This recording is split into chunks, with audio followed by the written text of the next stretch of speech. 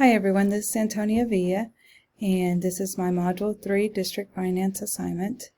And the information will consist of Elkhart Public Schools, brick and mortar, as well as KCA Virtual School. I'm a very visual individual, so what I did was I made this chart, and I visualize our school as it has 6 different pockets, and it gets funded through 3 different agencies. We get funded through the state of Kansas, we get funded through our local taxes, as well as through the federal government. And like I said, I'm just very visual, and I had to see how all this worked in different boxes. The first thing I learned about was our assessed valuation, over $34 million. And all this comes from our treasurer's office or from our county clerk. And so the one trend that I did notice was that the gas and oil valuation continues to decline. So that's not something that I look forward to seeing. And then the next one is, again, I'm a very, very visual person. Sorry, I keep moving this around. But I finally realized that the state of Kansas, they do allocate funds to special education, and they allocate funds to general fund, our general fund, and our local taxes, they are divided out into 4 of our pockets, what I call pockets, but we actually just have 3: general fund, local option budget, and our capital outlay, as we don't have any bonds, and we're not paying any interest since we don't have any bonds. The federal government, of course, it goes straight to the Title I programs, federal programs, migrant programs, our grants.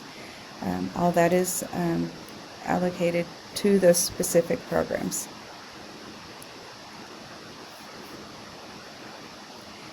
Alrighty, total cash we have is over $2 million. The one thing that was stressed to me is that there are certain funds that we do have to spend every penny of it by June the 30th. We can't carry it over. There are other funds that we can carry over though.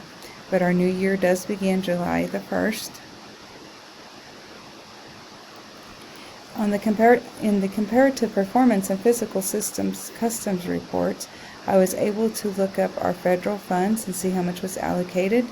And that was also interesting to look at other schools. So I spent a lot of time researching, but it's all good. At least we know where all of our information is located. General fund, I found that as well, and a little bit over, or not a little, it's over $11 million, and special education fund gets $259,030. But that goes straight to our co-op. We don't get to spend that money.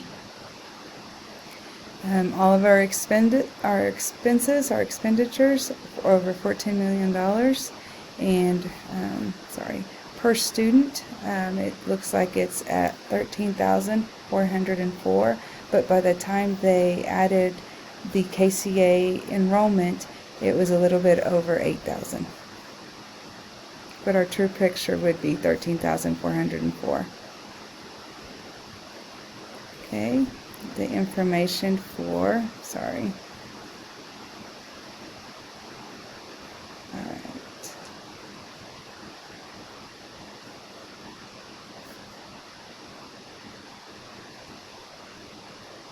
Oops, there we go, sorry.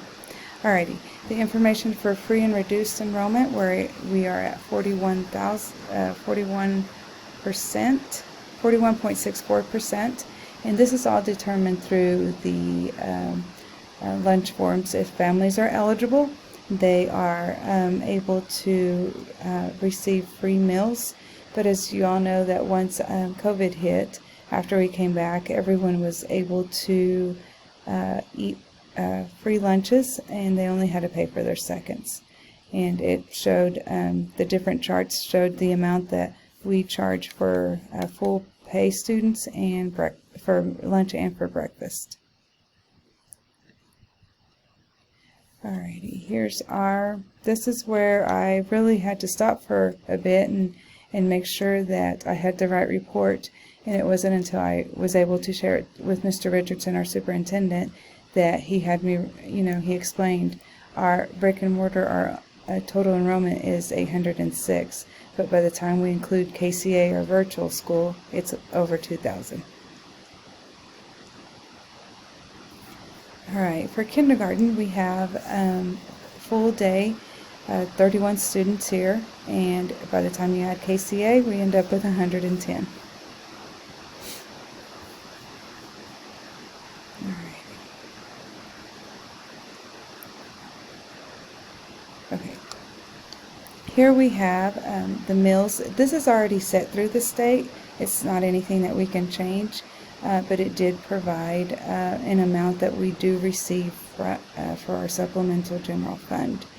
And once again, I did ask, how does one meal, if we start changing the meals, how does that really affect us? And they just gave me an example. They said, if you increase one meal and you own a home for that is appraised at $150,000, then you would have to pay anywhere from $6 to $10 extra each year. So that was good information to hear. Okay, our next one is our capital outlay, and this I located this in the comparative performance report. And this was something that I really didn't quite understand until all the data was brought out, and it showed exactly, what you can pay and what you can't pay out of this money. So this was very interesting. The big thing was, it was a big thing because they used to not be able to pay maintenance out of this. And again, we don't pay any bonds or interest on anything.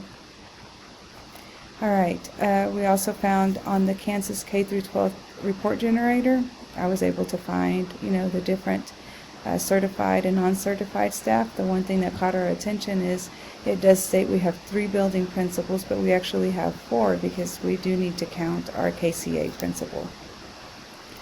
Alrighty, I was able to look at different districts and compare, the different salaries.